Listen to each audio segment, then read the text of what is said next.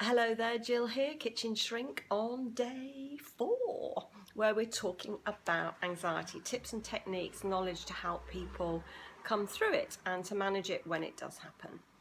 So today we're going to be looking at our blood sugar and food and how that can contribute to massive feelings of anxiety and often the things that go along with it. You know, sometimes if our blood sugars are really low, we can feel quite sort of down and unmotivated and low, and that kind of feeds in to a bit of a cycle of not feeling great, and then the body responds by pushing more adrenaline in. Now, in a very simple,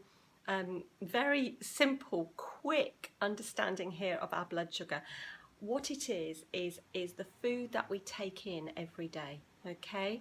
And this gives our mind and body energy. When it dips really low, our body can make us push in more adrenaline, and that's to kind of like get the body moving to get food. So what I call a lot of people with anxiety, I call it, they go on this like roller coaster of blood sugar where it's too high, it drops too low, it gets too high, it goes too low.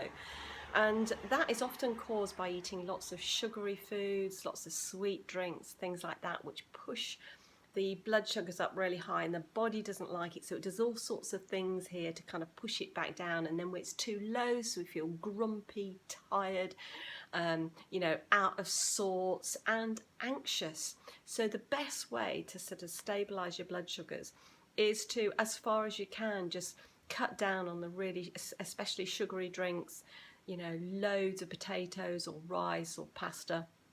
Just bring in more proteins, stuff like that. Do some research on it, understand a little bit more about the stuff to stabilize your blood sugars. So instead of like it going like this, like a big roller coaster, we want a nice wavy line like this. So we eat and the blood sugars come up a bit, and then they start to dip, and we eat again.